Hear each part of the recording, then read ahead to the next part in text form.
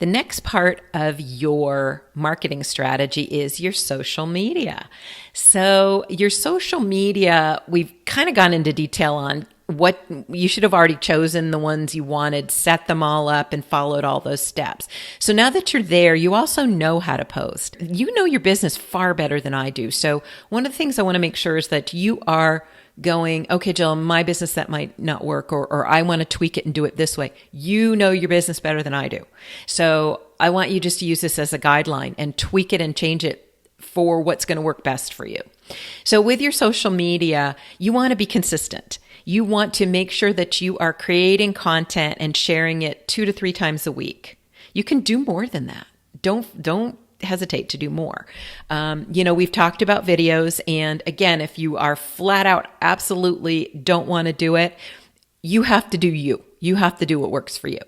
If you are on the edge, staring over that video cliff, I would love to push you off because these videos it really does help a lot. So if you're like, I'd like to push you over the line and get you there. So you don't have to have a Hollywood production. As a matter of fact, those kind of videos fail.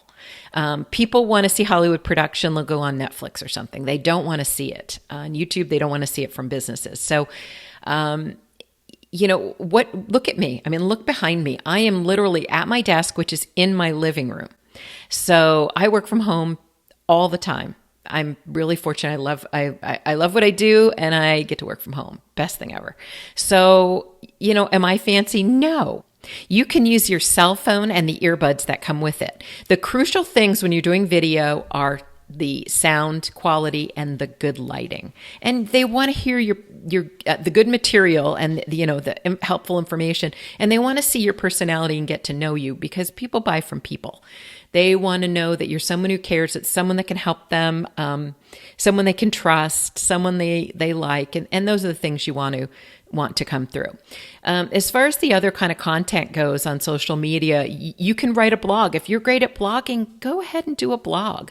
To add a blog page to your website on WordPress is the easiest thing on the planet. Basically, almost every type of, almost all the types that you're going to choose from of the themes are going to have a blog with it. And they're so easy. You're literally just add a photo. You always want to have a photo.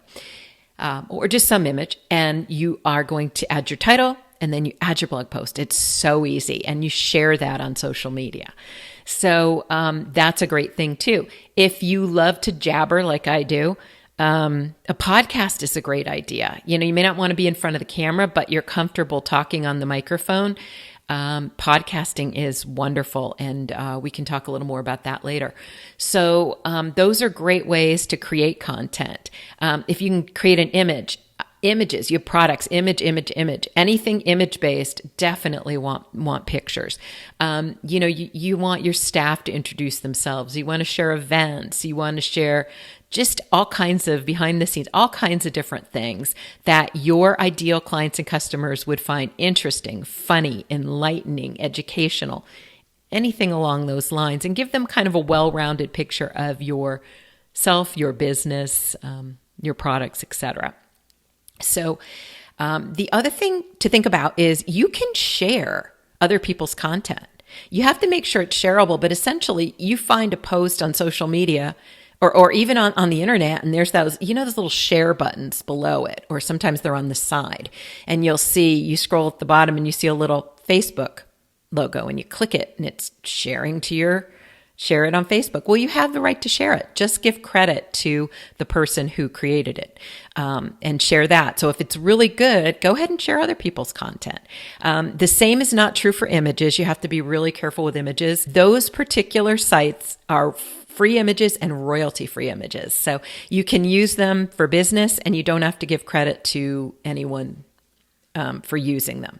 So those are good sources to keep yourself out of trouble. You don't want to be using something you don't have the rights to, because some people will actually sue, or, it doesn't work the same way. You can't just give credit for an image. So you have to be careful about what you're using. that kind of covers the bases with the social media and what you need to be doing there. So I want you to draw out or plan, so maybe 3 different posts that you're going to post on your social media this week. So go ahead and get those done. We'll get a little bit more into hashtags and things in a later video, but get that started, and I'll see you in the next video.